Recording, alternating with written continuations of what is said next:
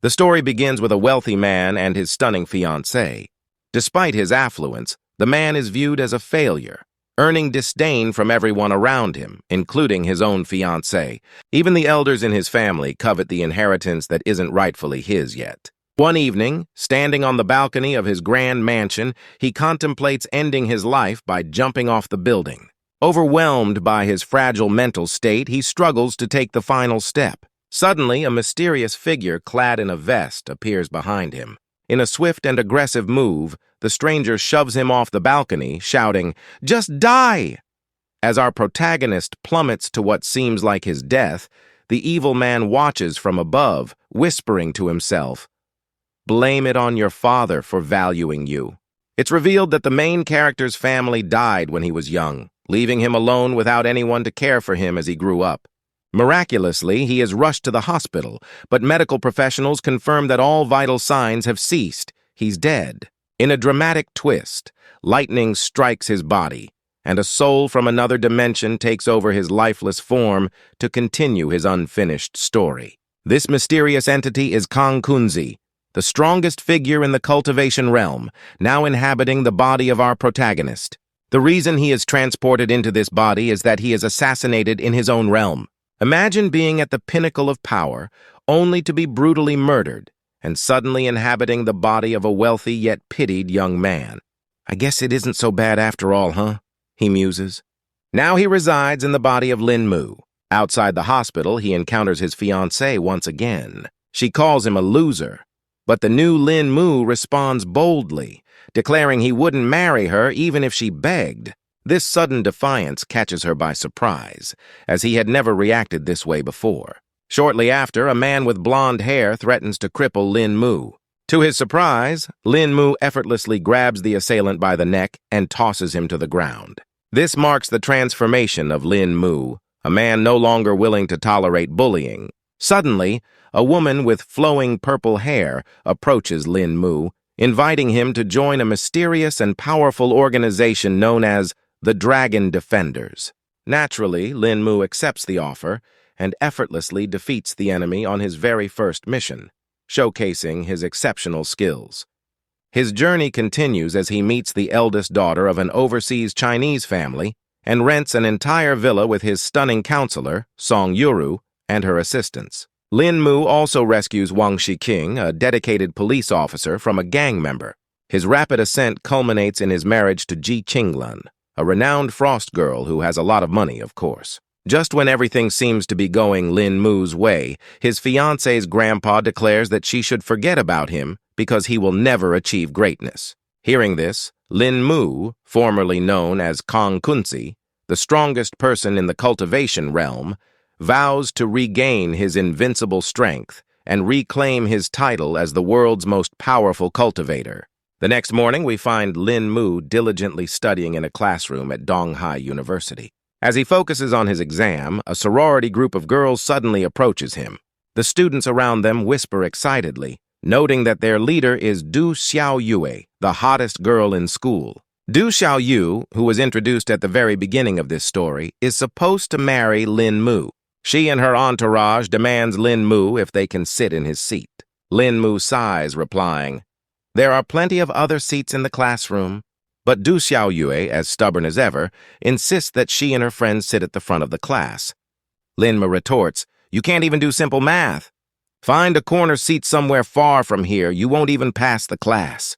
A student behind Lin Mu reaches out to tap his shoulder and politely requests that he give up the seat for the beautiful Du Xiaoyue.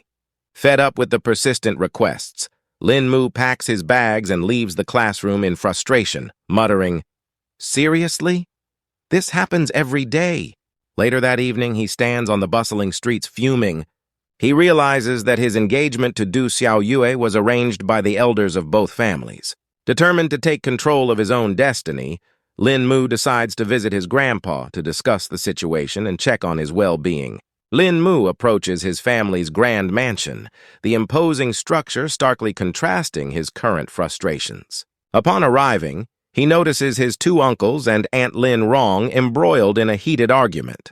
Aunt Lin Rong informs him that Grandpa has just left for a checkup at the hospital and assures him of his swift return. Weary from the tension, Lin Mu lets out a sigh and decides to retreat to his room, signaling his desire to escape the family drama. Eldest Uncle Lin Yitai scoffs at Lin Mu, labeling him a brat for his lack of greeting, while second Uncle Lin Yifu remains indifferent, dismissing the argument with a cold remark about Lin Mu's uncertain future. At dinner time, Lin Mu sits with his family and expresses his wish to spend the next 2 days with Grandpa instead of attending school. The entire family gathers around the dinner table, the air thick with tension. Eldest Uncle Lin Yitai brings up the upcoming family auction, noting the absence of anyone willing to manage it. He offers to oversee the auction himself. But second Uncle Lin Yifu quickly rejects the idea, insisting that if it's too inconvenient for eldest uncle, he will take over the family auction responsibilities. Sensing the underlying tension and growing tired of the incessant family business discussions, Lin Mu becomes frustrated and excuses himself from the table, muttering his exasperation. As he walks away, the family continues to bicker over the auction, their voices overlapping in disagreement. Ironically, he steps onto the very balcony from which the mysterious vested figure once pushed him. Lost in thought, Lin Mu reflects on his parents, who left him too soon, and the overwhelming weight of his family's expectations bearing down on him. Standing atop the balcony, Lin Mu regrets his recent actions and yearns for his parents. Their untimely deaths have left the Lin family fracturing day by day.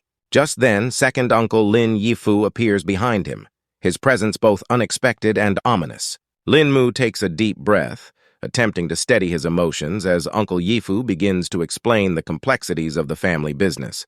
Yifu emphasizes that the Lin family is large, and that Lin Mu's father was the only one who understood Grandpa's methods of running the business.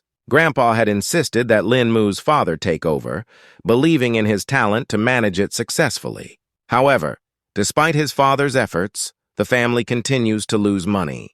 Confusion clouds Lin Mu's face as he struggles to understand Yifu's explanation.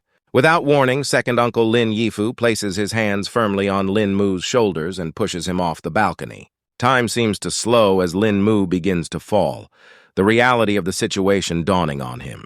This mirrors the very scene that unfolded at the beginning of the story, revealing that Yifu had orchestrated the push to prevent Lin Mu from reuniting with his family and to seize control of the family business. As Lin Mu plummets, he reflects on his parents and the family he once knew, realizing the depths of Yifu's deceit and the lengths he went to undermine him.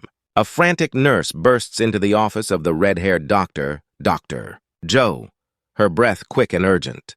She urgently informs Dr. Zhou about a patient who has fallen from a building and requires immediate assistance. The scene transitions to the bustling emergency room, where several nurses scramble to manage the chaos following Lin. One of the ER nurses firmly acknowledges the plan, understanding that without intervention, Lin Mu's chances of survival are bleak. Dr. Zhou agrees to proceed and begins the delicate acupuncture procedure. Her extensive training and meticulous technique start to show positive signs, bringing a flicker of hope to the tense environment. Another nurse monitoring Lin Mu's vital signs notices an improvement and signals that his vitals are stabilizing.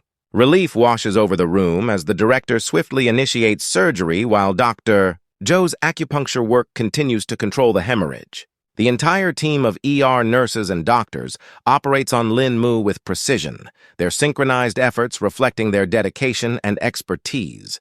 Despite their heroic attempts, Lin Mu's vitals continue to drop, and despite the team's relentless efforts, he ultimately cannot be resuscitated. Dr. Zhou solemnly instructs the team to inform his family about his passing. The medical staff quietly exits the room, leaving Lin Mu alone as his fate is sealed. We all believe we can predict what comes next. Or perhaps not. Suddenly, a dark vortex swirls around Lin Mu's covered body, creating an ominous spectacle. A flash of blue light emanates from the vortex, focusing on his chest. A glowing fist clenches around him, causing Lin Mu's body to ascend higher and higher. Dark smoke spirals around him, reaching toward his arm before dissolving on his index finger, leaving behind a gleaming gold ring that catches the light eerily. The following day, Dr. Zhu sighs in disbelief as she witnesses another patient succumb to their injuries. Amidst the routine chaos of the emergency room, she hears a struggling sound emanating from one of the rooms and swiftly moves toward it. Upon opening the door, she finds two nurses frozen in fear, their faces etched with panic. They inform her that Lin Mu's body has inexplicably grown in size overnight, leaving the medical staff baffled. Dr. Zhu approaches cautiously, placing her hands on Lin Mu's chest. She senses an unusual warmth emanating from his body, an anomaly for someone who should be deceased. Without warning, Lin Mu's body jolts awake, astonishing everyone present. His eyes flutter open as he gazes around the room in confusion, struggling to comprehend his surroundings. The sudden revival leaves the medical team in stunned silence as Lin Mu's consciousness briefly surfaces before his eyes glaze over once more, and he collapses back into unconsciousness. The next day, Dr. Zhou quietly contemplates whether the acupuncture has affected Lin Mu's memory. Observing his vacant expression, she inquires about his recollection of his own name, but Lin Mu remains utterly perplexed, shaking his head in confusion. Urgently needing to attend to other matters, Dr. Zhu leaves Lin Mu alone to grapple with his bewildering situation. Lost in disbelief, he stands there, unable to comprehend what's happening, or even who he is. Everything feels surreal, and his body remains extremely weak. Chang Kunzi, the most powerful cultivator, has been transferred into Lin Mu's body. Utilizing his spiritual energy from the 9th true tribulation, Kong transforms into a random body. Fortunately, he successfully inhabits Lin Mu's body swiftly enough to survive the process, otherwise he would have perished. In the following scene, second uncle Lin Yifu is consumed by rage upon receiving news that Lin Mu is alive. Adding to his frustration is the revelation that Lin Mu has lost his memory. Aunt Lin Rong is left in shock, struggling to understand the hospital's report that Lin Mu has inexplicably come back to life. The family had intended for Lin Mu to remain dead to seize control of the family business, but this unexpected twist forces them to alter their plans. Determined to proceed with their scheme, second uncle Lin Yifu directs Aunt Rong to check on Lin Mu at the hospital, as she is geographically closer to him. He demands confirmation that Lin Mu has indeed lost his memory, aligning with the hospital's assessment. With an evil grin, Yifu contemplates that if this is true, their plan can move forward seamlessly. Back at the hospital, a knock echoes through Lin Mu's room door. Dr. Zhou enters with Aunt Rong accompanying her. She assesses Lin Mu's condition, noting his unchanged state. Aunt Rong observes Lin Mu's altered appearance with disbelief, questioning why her nephew looks so different. Dr. Zhou explains that surgical procedures were performed on his face, accounting for his changed appearance. With a satisfied smile, she internally acknowledges that Lin Mu has indeed lost his memory. The following day, Kong awakens inside Lin Mu's body, his consciousness gradually returning. He begins to skim through several books, trying to understand the timeline he now lives in. He is amazed to learn that this civilization has only existed for 5,000 years, and wonders why the spiritual energy in this realm feels so weak. After fully recovering under the careful care of the hospital staff, including the diligent nurses and Dr. Zhou, he is finally discharged and allowed to leave the hospital. As he steps outside, Kang raises his fist in a salute towards Dr. Zhou, a gesture that briefly connects his past identity with his current situation.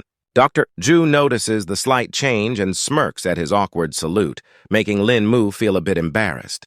Unknown to everyone else, it is now Kong, the strongest cultivator, living in Lin Mu's body, though Lin Mu himself has died during the fall. Dr. Zhu advises him to reconnect with his friends and family, believing it might help him regain his lost memory. Following her advice, Lin Mu orders a taxi and heads to school. Inside the cab, he is fascinated by how much society has developed, a huge difference from his previous life. When they arrive at Donghai University, the cab driver demands payment for the fare.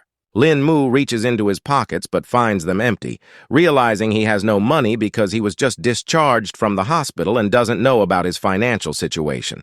Embarrassed by his situation, Lin Mu faces an annoyed cab driver who insists that students should pay their own fares instead of expecting free rides.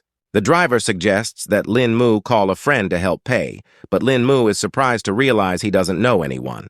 Just then, a purple-haired girl with a hat leans into the window, offering to help. She pulls out cash from her cute Meow wallet and notices that Lin Mu has recently had plastic surgery, seeing that his body has grown a bit. As they walk together, Lin Mu starts to explain his recent troubles: falling from a building, being rushed to the hospital, receiving treatment, and now waking up without any memory of his past. The girl listens with interest, curious about his situation, but is surprised when he admits he doesn't remember anyone or anything in this world. Kang, still controlling Lin Mu's body, tries to hide his true identity by pretending he doesn't know anything about his past. Their conversation becomes more thoughtful as the girl suggests that losing his memory might actually be good for Lin Mu. She even mentions wishing she could forget her own memories sometimes. Their moment of connection is interrupted by the arrival of Du Xiaoyue and her friends. Xiaoyu immediately notices the changes in Lin Mu's appearance and accuses him of having plastic surgery. The purple-haired girl playfully compliments Lin Mu's new look, causing Xiaoyue to scoff in frustration. Determined to end their relationship, Xiaoyue declares that she will break off the engagement, insisting that a loser will always be a loser, even if he looks more attractive now. Lin Mu makes a mental note that the previous owner's body was engaged to the purple-haired girl.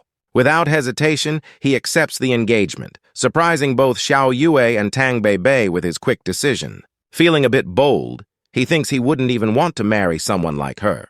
Xiaoyu and her friends are shocked by his response and become speechless. Tang Beibei laughs and praises Lin Mu for standing up to the bullies, which surprises him. He realizes that the old Lin Mu had been bullied by these girls before, and now it feels good to give them a taste of their own medicine. As he contemplates, Lin Mu understands that Tang Beibei wanted him to break off the engagement long ago. By accepting, he unintentionally makes things easier for both of them. However, Tang Beibei disagrees with this outcome.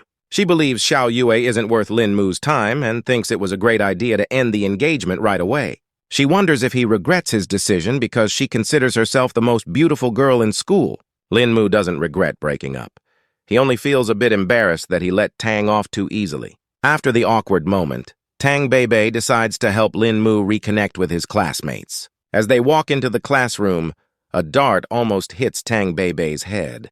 With quick reflexes, she catches it with her fingers, impressing everyone.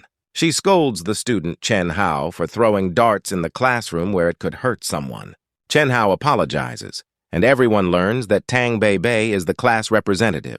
She points out Chen Hao's poor skills and tells him not to show off in public because he's just embarrassing himself. Then, with precise aim, she throws the dart right into the bullseye, showing off her amazing accuracy. Lin Mu takes a mental note impressed by Tang Beibei's skills.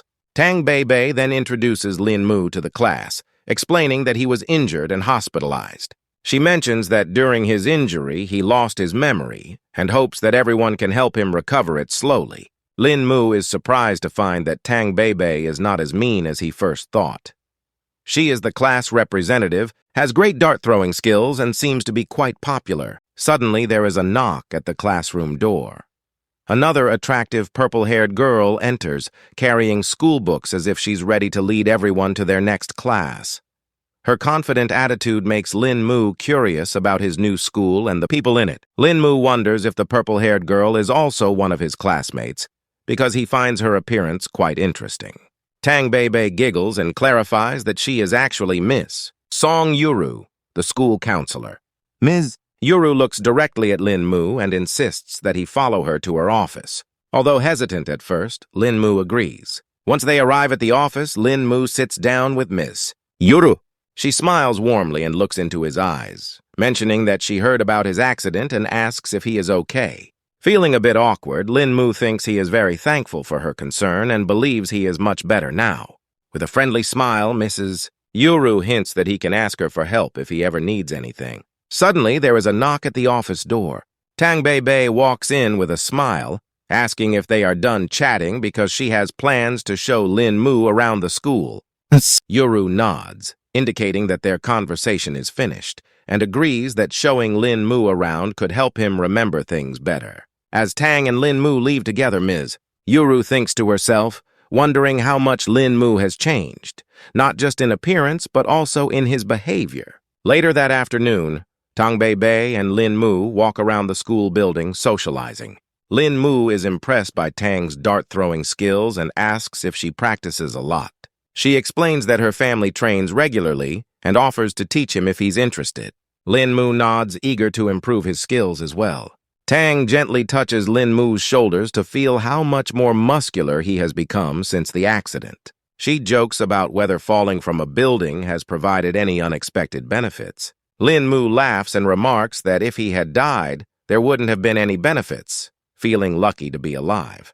Tang agrees with his sentiment. Curious about his future, Tang Bei asks Lin Mu about his next plans, now that he has just been discharged from the hospital. Lin Mu admits that he doesn't have any plans because his memories have been erased, making him feel like a blank slate in this new world. Tang suggests that he tries to live a different kind of life. Lin Mu is puzzled and asks what she means.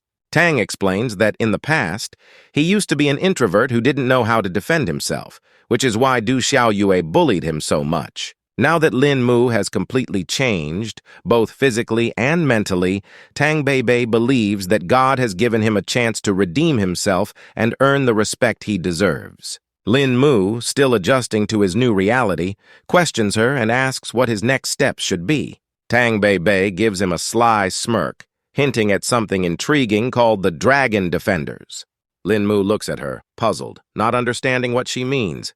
Seeing his confusion, Tang Bei quickly interrupts her own explanation to introduce the realm of martial arts. She wonders aloud if Lin Mu believes there are people in this world who can defeat their enemies with just a single flower and leaf. Lin Mu is shocked by her question and thinks to himself that she might be referring to the spiritual energy fusion he knows so well from his cultivation realm.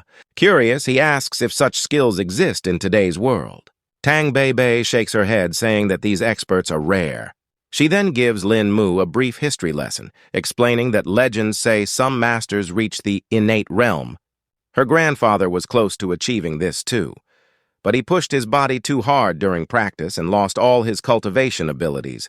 Thankfully, he survived the ordeal. Seeing Tang Bei saddened by the story, Lin Mu tries to cheer her up by reminding her that her grandfather is still alive, which is what truly matters. Tang Bei brightens up and energetically explains that the Tang sect has a few talented family members with high potential to reach the innate realm and master their cultivation skills, something the new Lin Mu is now familiar with.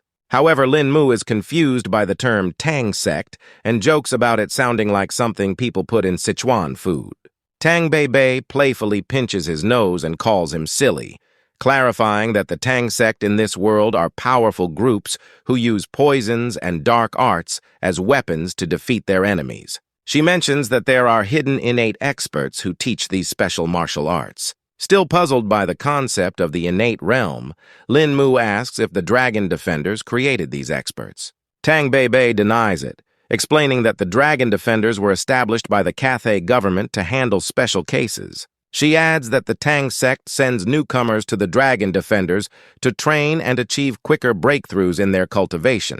Intrigued, Lin Mu wonders if he can join the Dragon Defenders even though he's new to this world and doesn't know anyone.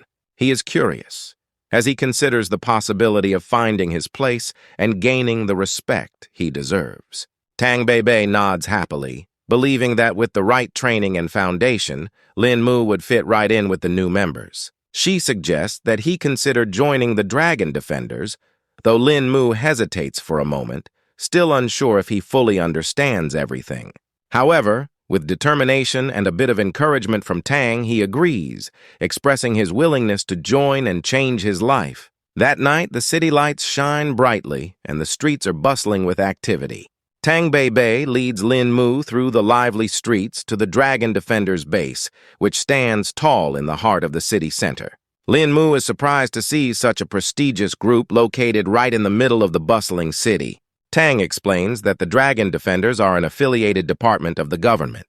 They need to be based within the city instead of in remote high mountains so they can respond quickly if something terrible happens. Otherwise, they wouldn't be able to reach a crime scene in time to stop it. They arrive at a sleek, modern building and wait beside the elevator. When the elevator doors open, Tang Bei steps inside first. She reaches into her pocket and pulls out a glowing gold card, smiling as she scans it on the elevator's blank screen. A blue display appears, and Tang points to the center of the base, explaining that the Tang Long group is just a disguise, before pressing the button. Lin Mu watches in disbelief as, instead of the elevator ascending, it begins to descend. The elevator suddenly stops, and Tang Bei smirks, telling Lin Mu that they have finally arrived at the real base of the Dragon Defenders, located deep underground beneath the city center building. Tang Bei and Lin Mu enter a quiet room where an old man sits on a mat, meditating. The sudden entrance startles him, and he opens his eyes, looking at Bei with a puzzled expression. He wonders why she's here in the middle of the night instead of being at home asleep. Meanwhile, Lin Mu thinks to himself that this old man must have advanced far in martial arts, probably reaching the spirit-gathering realm. Although not yet in the innate realm, he's definitely more skilled than most people. This intimidating figure seems like someone Lin Mu could learn a lot from. Bei responds to the old man, addressing him as Uncle Yang, and proudly tells him that she has discovered a one-in-a-million martial arts talent. Uncle Yang doesn't believe her at first, thinking she must have brought her boyfriend to introduce him. He also thinks Lin Mu is too old to start practicing martial arts, believing that starting young makes it easier to learn and more effective. Tang Bei quickly denies that Lin Mu is her boyfriend and challenges Uncle Yang to test Lin Mu's skills. Uncle Yang hesitates but agrees with a sly smirk. He slowly walks over to Lin Mu and places his hands on his shoulders to sense his spiritual aura. Shocked by the powerful aura he feels, Uncle Yang's eyes widen as he comments on Lin Mu's strong foundation. He quickly asks if Lin Mu has never practiced martial arts before.